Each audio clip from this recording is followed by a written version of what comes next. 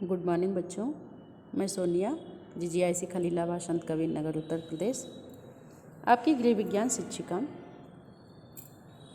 बच्चों, इंटरमीडिएट गृह विज्ञान में आपका चौथा अध्याय परिसंचरण तंत्र चल रहा है और अपने पिछले पाठ में और पिछले टॉपिक में हमने पढ़ा हृदय की संरचना तथा कार्य और हृदय की बाह्य संरचना और हृदय की आंतरिक संरचना। आज का टॉपिक भी हमारा हृदय से ही है, लेकिन आज हम पढ़ेंगे मानव हृदय के कार्य तथा कार्यविधि।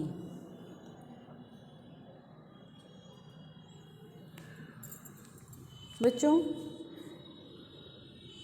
हृदय का सबसे प्रमुख और महत्वपूर्ण कार्य है शरीर के विभिन्न भागों में रुधिर पहुंचाना तथा हृदय ही शरीर के विभिन्न भागों से आने वाले रुधिर को ग्रहण करने का भी कार्य करता है।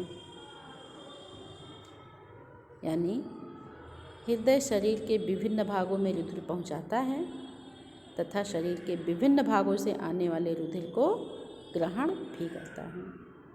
तो हृदय का कार्य आपको समझ में आया। अब देख लीजिए इसकी कार्यविधि। हृदय शरीर में रुधिर को पंप करने का कार्य करता है और इस प्रक्रिया में हर समय सिकुड़ता तथा शिथिल होता है और हृदय के सिकुड़ने को प्रकुचन यानी सिस्टोलिक तथा शिथिल होने की प्रक्रिया को अनुशिथिलन यानी डायसिस्टोलिक कहते हैं।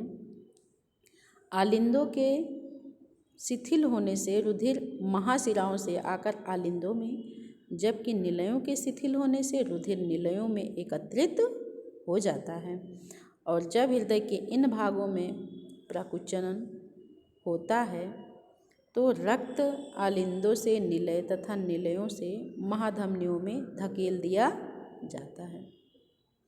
आलिंदों तथा निलयों में ये क्रियाएं क्रमशः एक के बाद एक होती हैं और निलयों के शिथिल होने पर जब इनमें रुधिर आकर एकत्रित होता है तो उसे अनुशीतलन कहते हैं।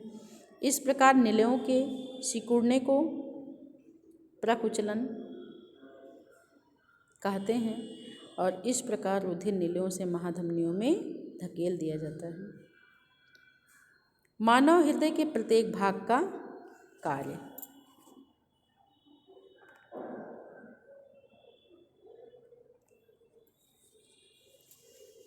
पहला कार्य है कि हृदय के दोनों आलिंदों का कार्य रुधिर को एकत्र करना है।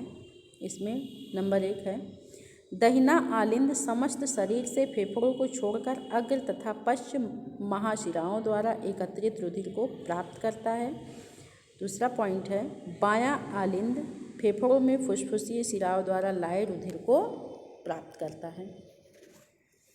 इसी तरह से रुधिर को समस्त शरीर में भेजने का कार्य निलय का है। दाहिना निलय दाहिने आलिंद से रुधिर प्राप्त करता है तथा फुसफुसीय धमनी के द्वारा फेफड़ों को भेजता है।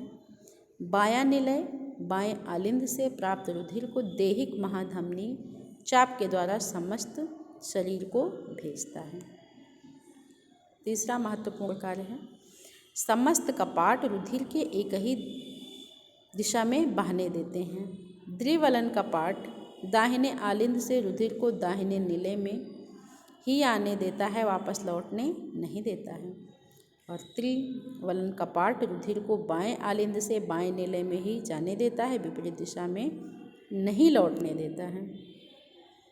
बच्चों, अब हम पढ़ते हैं मनुष्य में रक्त परिसंचरण तथा हृदय की उपयोगिता।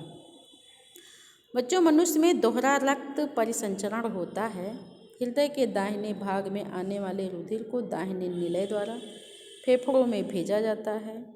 यह रुधिर फेफड़ों को छोड़कर संपूर्ण शरीर से प्राप्त होता है।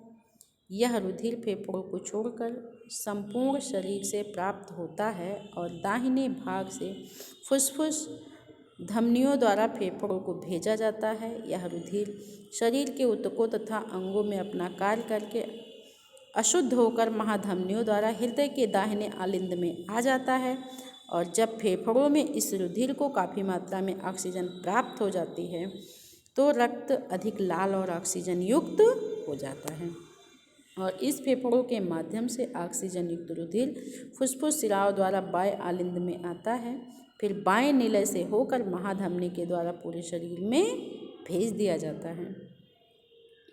हृदय का कार्य शरीर के विभिन्न भागों से रुधिर ग्रहण करना तथा शरीर विभिन्न भागों को रुधिर पहुंचाना है।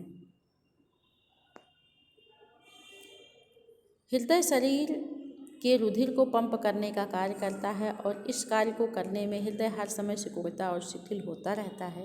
हृदय के सिकुड़ने की इस प्रक्रिया को प्रकुचन यानी सिस्टोलिक तथा शिथिल होने की प्रक्रिया को अनुशिथिलन यानी डायसिस्टोलिक कहते हैं।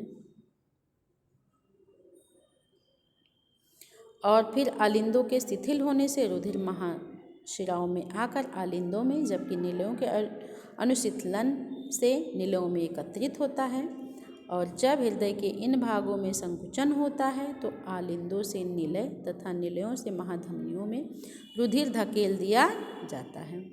आलिंदों तथा निलयों की यह प्रक्रिया एक के बाद एक होती है और हृदय की सबसे महत्वपूर्ण विशेषता यह है कि वह शुद्ध तथा अशुद्ध रक्त को एक में मिलने नहीं देता है और इस कारण संपूर्ण शरीर को शुद्ध तथा ऑक्सीजन युक्त रक्त मिलता है और जब किसी अंग में इस रुधिर से आवश्यक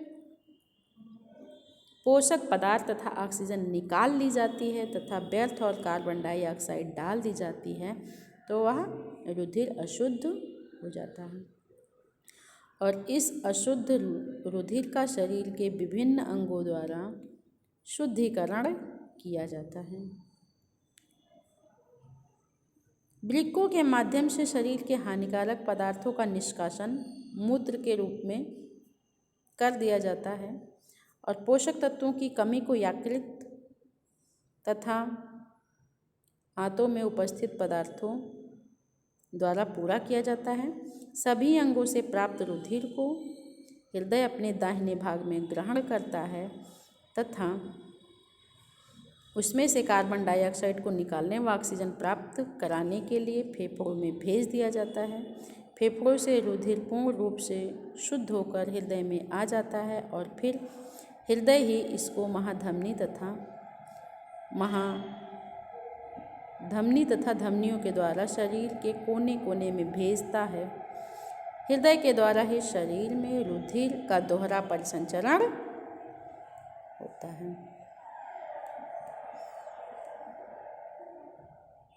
शरीर में रक्त परिसंचरण का चित्र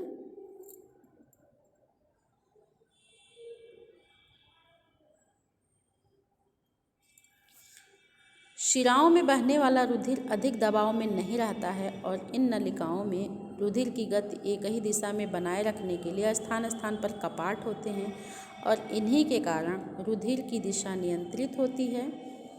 हृदय में ही रुधिर की दिशा को महाशिराओं से आलिंदों में, आलिंदों से निलयों की ओर तथा निलयों से महाधमनियों की ओर बनाए रखने के लिए कपाट होते हैं और जिसमें रुधिर सभी विपरीत दिशा में नहीं जा सकता है। दाहिने आलिंद से आया हुआ अशुद्ध रुधिर दाहिने निलय में तथा बाएं आलिंद से आया हुआ ऑक्सीजन युक्त रुधिर बाएं निलय में ही आ सकता है और कोई अन्य मार्ग इसके लिए नहीं होता है। बच्चों, जब दोनों आलिंद एक साथ सिकुड़ते हैं तो लगभग 0.1 सेकंड का समय लगता है और फिर वह 0.7 सेकंड तक शिथिल अवस्था में रहता है और इस प्रकार दोनों निलयों का ही समय प्रकुचन होता है जो 0.3 सेकंड तक रहता है और 0.5 सेकंड तक वह अनुशीतलन की अवस्था में रहते हैं। तो बच्चों, आज हमने पढ़ा मानव हृदय के कार्य और उसकी कार्यविधि, हृदय के प्रत्येक भाग का कार्य और मनुष्य में रक्त परिसंचरण तथा हृदय की उपयोगिता।